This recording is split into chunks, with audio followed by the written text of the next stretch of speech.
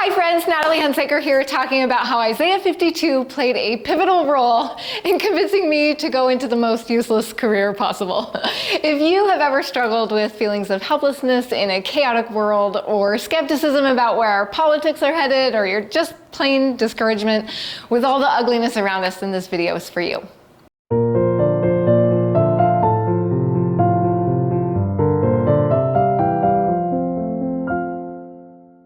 Now, before I tell you a little more about what I believed was the most useless career possible, I wanted to tell you a quick backstory from when I was a little girl. I was obsessed with horses. One day, my grandfather offered to give me a real live horse of my very own. I could not believe my luck until my parents said, yeah, there's no way we're gonna be able to pay for the upkeep. I couldn't believe my ears. In my kid brain, the expensive part was buying the horse, not keeping it. Well, my first lesson in long-term costs was painful, and I was crushed until my mom gave me a sparkle of hope. She said, if you can figure out a way to pay for the monthly upkeep, you can have it. Well, of course, she never thought that an 11-year-old kid was gonna come up with the money, but there was no way I was gonna let this opportunity slide by, so I decided to start a business. A friend of mine would frequently travel to dog shows with her family, and since I really enjoyed drawing animals, they agreed to let me tag along.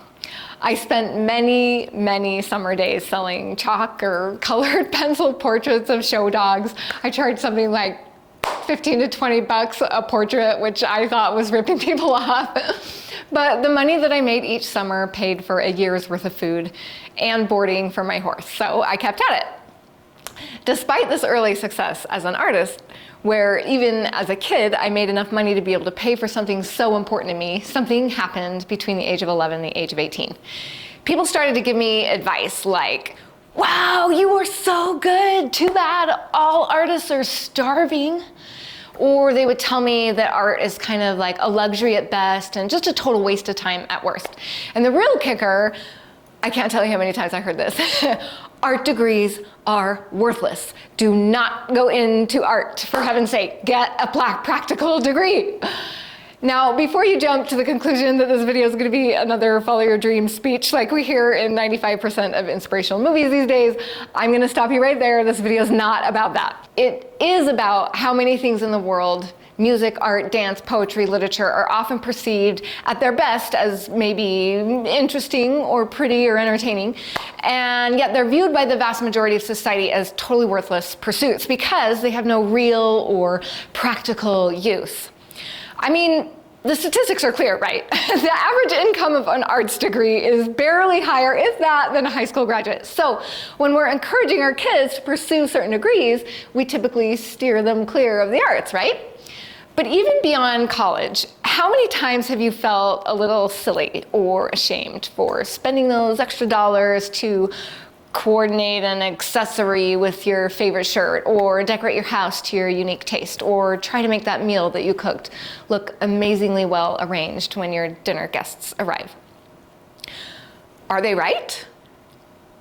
Are the arts totally useless? Let me jump back into my personal story. After all the advice I'd received as a late high school and early university student, and being the very serious, respectful kid I was just convinced that painting was the most useless career possible. So I decided to try something else more practical. First, I tried graphic design because that was practical and artistic, so I thought it'd be great. And the first day in class, the teacher told us that we had to master the art of lying if we wanted our advertising to be effective. So I dropped the degree. And then I thought, well, I'd try psychology. But on that first day, the professor said, well, the more you learn in here, the more you'll be able to manipulate others to do what you want. And he said this kind of excitedly, like that would be a good thing. And I just couldn't figure out how lying or manipulation would ever attract any students at all into these programs. So even though obviously graphic design and psychology can and are used for many good purposes, I knew that I didn't want to spend the next 4 years of my life under the tutelage of these professors. So needless to say, I immediately gave up on that major too. So I tried accounting, rec management, and youth leadership, and on and on and on before I finally made my way back to art in some form. Here I was told that realism was dead and lacked originality, as opposed to abstract or mixed media type art, which was totally cool and way more creative, and feeling completely unable to enjoy flinging paint randomly at a substrate. I just finally landed in industrial design, which is like designing cars or, products for the market. So here, realism was at least acceptable, and my drawing skills were appreciated instead of mocked, so that was nice. And I started off excited. It was something artistic, but clearly practical and useful. Unfortunately, by the end of graduation, I moved with my new husband to the big city that was supposed to be the hub for product design, and I still could not find a single job listing. Not one. I couldn't even find an internship. There was simply nothing available. So much for getting a practical degree. It turned out for me, like many degrees are for many graduates these days, actually rather useless after all. I just felt stuck and lost and frustrated. I felt like the line that they'd fed me since grade school, you gotta get a good grade so you can get into a good college and get a good job and be successful, was like a total sham. I'd given them 12 years of my undergraduate life plus 6 years of college instead of 4 because I couldn't settle on a major. And at the end of all that work, couldn't even find a single job listing that matched my credentials. I felt a million miles from success, and finally realized that I wasn't even sure that their definition of success was the same as mine anyway. So while struggling through this frustration with the system and questioning for the first time really whether all of my efforts and sacrifice for the last 18 years was a complete waste, my husband said, "Natalie, what do you want to do?" And I really thought hard before answering. And I said, "Well, I've always enjoyed my art, but no one can actually be an artist for real." And he just kind of looked at me funny, and he said, "Yes, you can, Natalie. My parents have oil portraits of their kids, and that guy is a professional artist."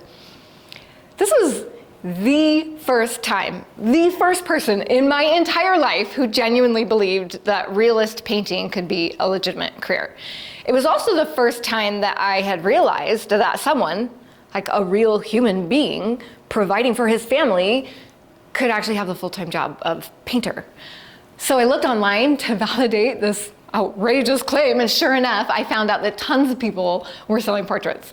One guy was selling Head and Shoulders portraits with a plain background for 10 grand. I laughed a little that I thought $20 was a ripoff when I was a kid, but seriously, all of a sudden, it was like I had this realization that I had been lied to. I mean, maybe not intentionally. But I was mad. Like, artists aren't starving. I could make a living. Realism wasn't dead. So just seeing the possibilities and knowing that I could even maybe make money was enough for me to jump right into starting an art business. I copied what I did as a kid. I added horse shows to the dog shows, and I was able to build up about 9 months backlog of work within just a couple shows. So even as a total beginner, I was able to clear 30 grand my first year, which is awesome, right? Until that frustrating question kept coming back to me. Are they right? Are the arts useless? Just when I thought I should be feeling excited about my business growing, I realized that I didn't feel like I was doing anything of any real value at all. I mean, sure, people wanted portraits of their children and their horses and their dogs, and I was doing a service for them. But I remember the day that I broke down in tears and I told my husband, they're wasting their money. Like, wouldn't this money be better spent on something of practical use, like a car that takes them to work, or even donated to some charity with a better cause? Like, art is just useless. It doesn't add any value to the world, and will what I'm doing make any difference in the grand scheme of things? Now, maybe you're one of those lucky people who already knows the answer to that question, but it took me a really long time to feel any gratitude at all for my artistic gifts. I know now that those portraits matter, but it took me years to figure out why. One of the biggest keys for me was beginning to understand what the word beauty actually means and what role the arts had to play in defending beauty. If you do a quick Google search for beauty, the top results inevitably have to do with makeup tips or hairstyling tutorials or designer brands. And although we've been told that beauty is only skin deep on the one hand and that real beauty is within on the other hand, I had come to the idea of beauty as limited to basically those two ideas until I dug into Isaiah. What fascinates me about Isaiah and the way that he uses the word beauty is that there aren't just two ways of looking at the word beauty. There are 7 different Hebrew root words that are translated into English as the word beauty, at least in the King James Version of the Bible. So given that one super conservative estimate says that there are 5 times as many commonly used English words for every one Hebrew word, other less conservative estimates say that English can have as many as 90 or 120 times the number of Hebrew words. The fact that they devote 7 of their very limited vocabulary words for the concept of beauty is utterly astounding to me. But what's interesting about the 7 words is that their underlying definitions actually give them some flexibility in translation. Some definitions do cover the 2 that I had become accustomed to, outward attractiveness and inner character, but one particular word is actually translated in some instances as beauty, but in other instances more than twice as often as glory. Same Hebrew root word, different translations. Even more interesting, sometimes Isaiah's poetic style will utilize 2 different Hebrew root words, one clearly meaning beauty and the other clearly meaning glory, but he uses them as interchangeable complementary ways of emphasizing one single idea. So here's an example of what I mean. Isaiah 28:5 says, "In that day shall the Lord of hosts be for a crown of glory and for a diadem of beauty unto the residue of his people." So what's a diadem? It's a crown. So he's using this mirroring idea that when Christ comes again, he's emphasizing how awesome it will be by saying it twice. He will come with a crown of glory and a crown of beauty, a glorious crown, a beautiful crown, just saying it twice for emphasis with complementary words. So just think about that for a minute. When was the last time that you saw one of those sunsets that stop you in your tracks? The sun is coming down over the mountains or the plains or the ocean or wherever you live, and the sky turns this breathtaking blend of blues and purples and pinks and oranges, and the clouds look like they have those glowing golden borders, and the rays stream through to highlight bits of the landscape below. Now, I intentionally did not use the word beautiful in that description, but you know what I mean. That moment that you experience this feeling of awe, this feeling of time standing still, where you lose your breath for a moment. Couldn't you also in that moment say either the most beautiful sunset I've ever seen or the most glorious sunset I've ever seen? True beauty in its most elevated form is a concept so much deeper than I had realized. But I'm not the first to make this connection. Plato, for instance, in his work Symposium, actually had a kind of stair-step model of this exact same idea, this concept of beauty. When you are at the very bottom of the stairs, you have this external beauty, or basically if someone is perceived as attractive by the general population. Somewhere in the middle, you have appreciation of good character and beauty within. But at the very top of the stair model, he calls it beauty absolute, which he described as the contemplation of God, and proclaimed it as the highest of all aims in this life. Before going on, I want to talk about what life is like when we lack Plato's highest of aims, namely a world without beauty. Let's talk about the concept of iconoclasm. Back in early times, when an invading nation would attack another nation, they would use a tactic now referred to as iconoclasm. Basically, this is when the conquering nation comes in, and one of the first things that they do is to destroy the monuments and the artwork. Why? I mean, I get why they burn books, because books contain knowledge that the conquering nation doesn't want their subjects to have access to. And in our Western society, knowledge is very practical, very useful.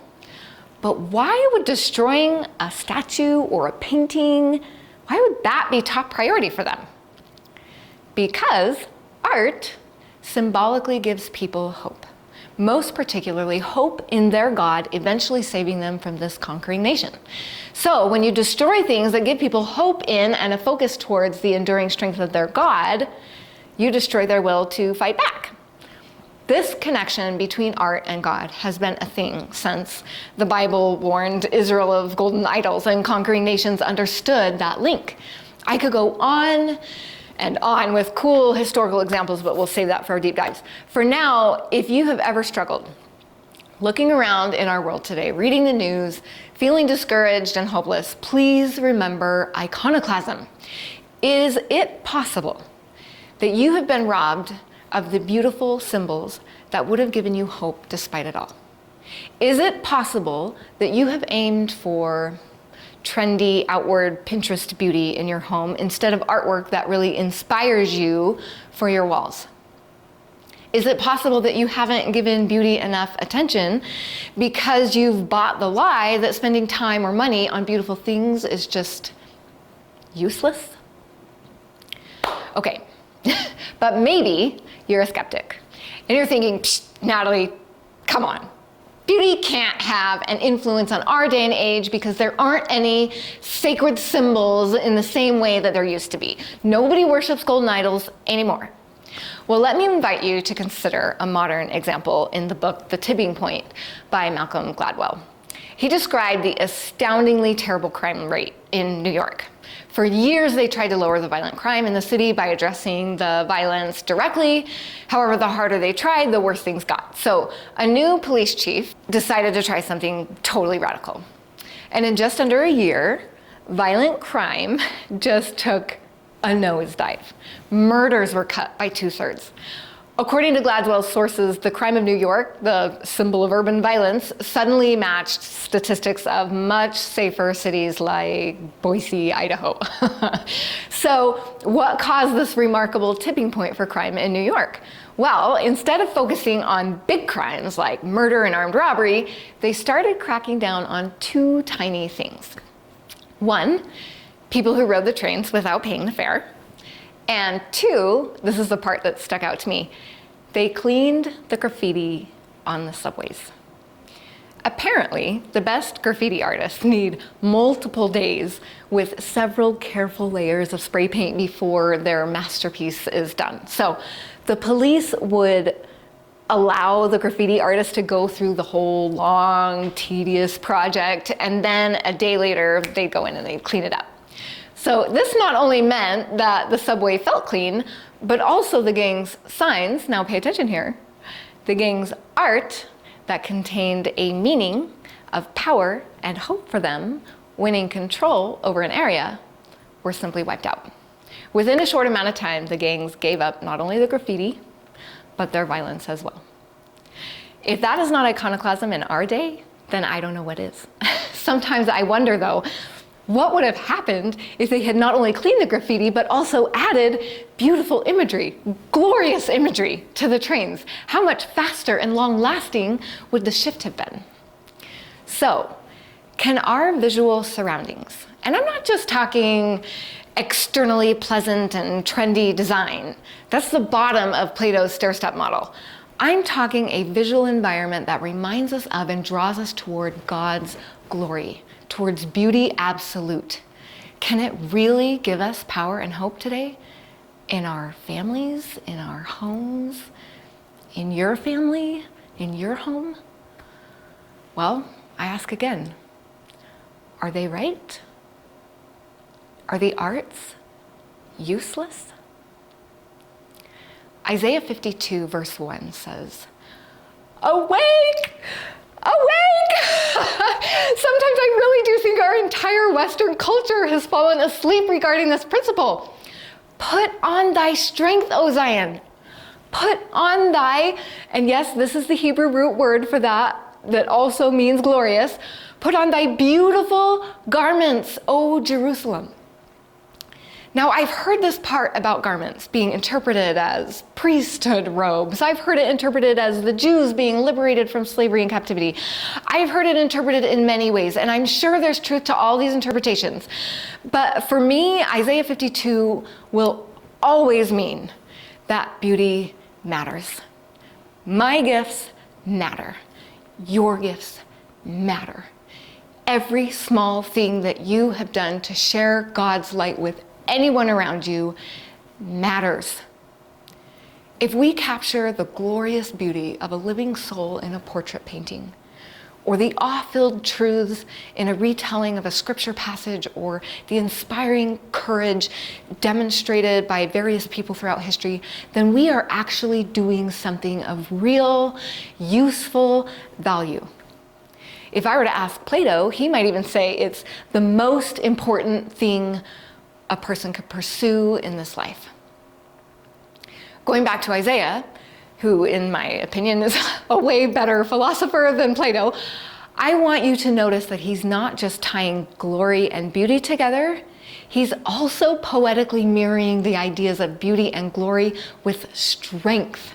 Creating something beautiful just for beauty's sake, in fact, may be the very thing that gives us strength to do not only all those necessary, efficient, practical, useful things, but even more.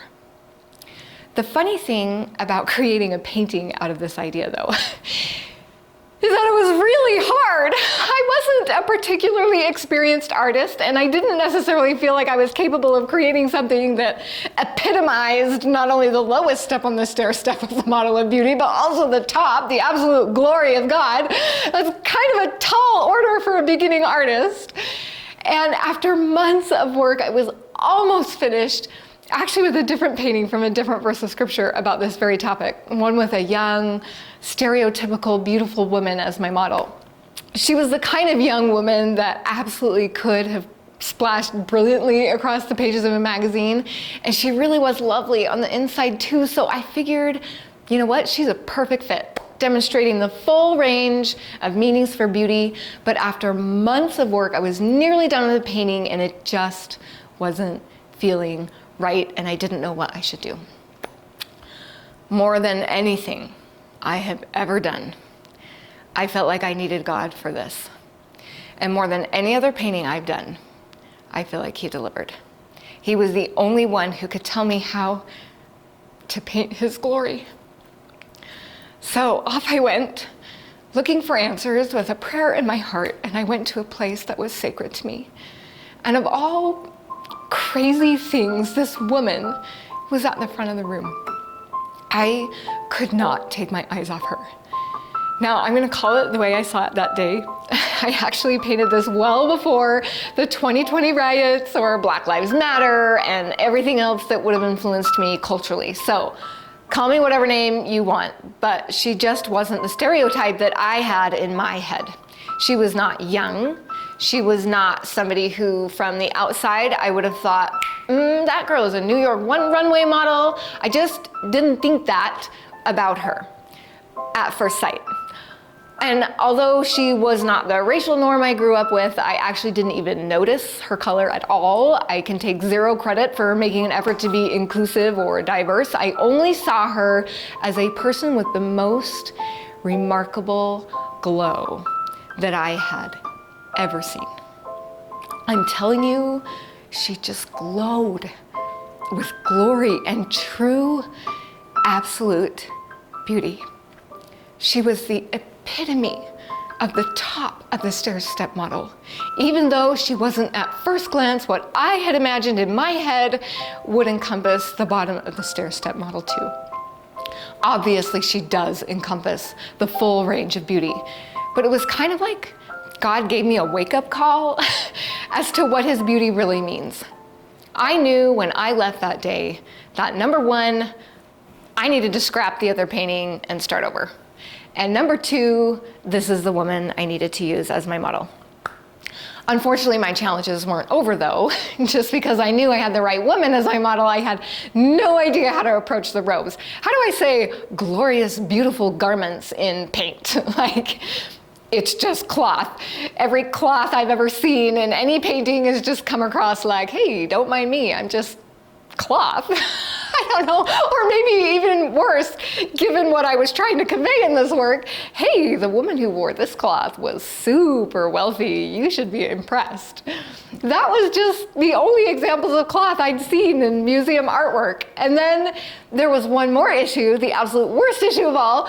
Since the scripture says to put on the beautiful garments, I dreaded the thought that someone might think she was like disrobing or like being sexy in any way. Oh my gosh, like, so, okay, not wanting the cloth to portray either the meh factor or the wow factor or the grrr factor. Like, what's a girl to do? So the first solution actually came from my model. She suggested that we have a second garment underneath, one that might suggest a poorer background than a richer one, and take away, any sense of disrobing. And I thought that was a fantastic idea. And when we did that, it solved the two worst problems. So now I just had to find a way to overcome the meh factor. And after weeks of pondering and praying about what to do, I had a sudden idea, which I believed with all my heart was from God. I had heard of this technique called glazing, which basically means to paint everything in shades of gray, and then you brush really thin layers of transparent color on the top of the underpainting. But I never tried it before. It's a long, tedious process because each layer has to dry, and let's face it, I'm just generally too impatient for this technique. Well, I mustered up all of my patience and I started using a painter's knife to give the pattern on the robe an actual physical depth and texture in all gray tones. Because it started to look kind of cool to me, I excitedly called my mentor to tell him my plans. And his response was, oh dear, that's going to be really hard to sand off if it doesn't work. So my excitement immediately popped, right? Like, here I'm doing this new daring technique to me, and my mentor is worried about whether it's going to turn out. But I clung to his earlier advice. Since the very first day I met him, he had always said, if the Spirit tells you to do something, and it's the opposite of what I've told you to do, follow the Spirit, not me. So I thanked him for his feedback, and I went back to my work trying to follow the Spirit, even if I was a little more nervous than before. And a few months later, I was ready to glaze. I couldn't believe how it turned out. It seriously took my breath away while I was painting it. Even my mentor forgot that he had been concerned and was so impressed that he compared it to an old famous painting that had really inspired him in his youth.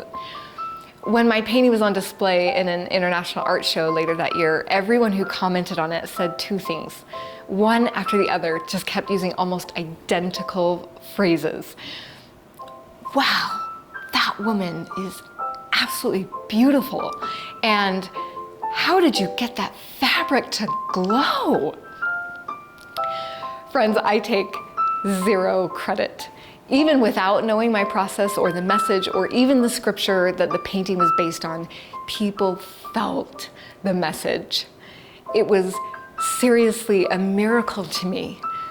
I just had to thank my God for his help. I would have done it all wrong if he had left it up to me. Friends, God cares about real beauty. He cares about us becoming a beautiful people that reflect his glory.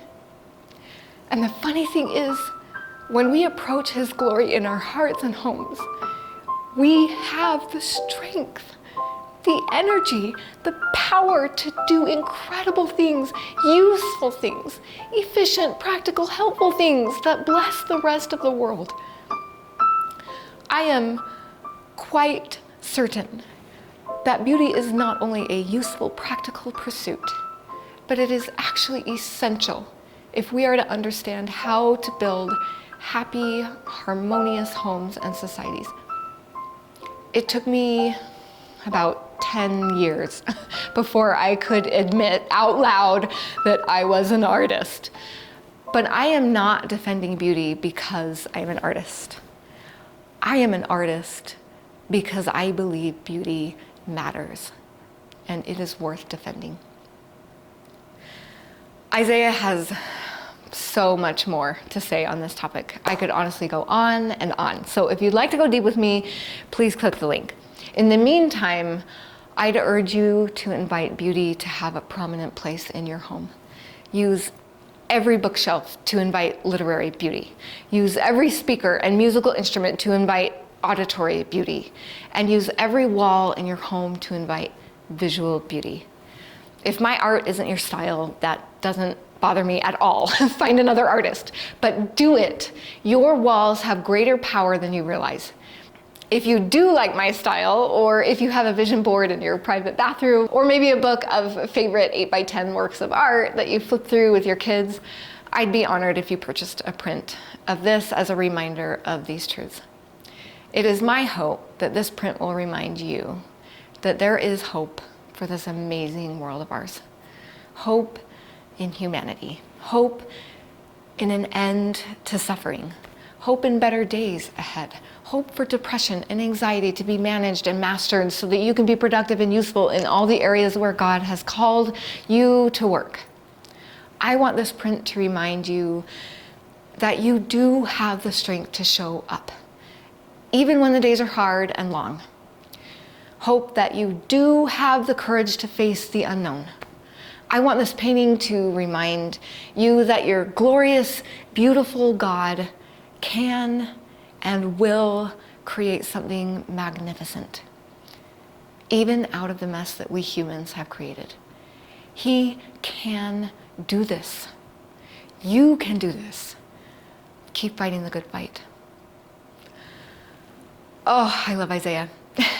If you're enjoying the real life connections with his often difficult to understand writings, please consider subscribing and clicking the bell so that we can continue to learn together. I can't wait to see you next time.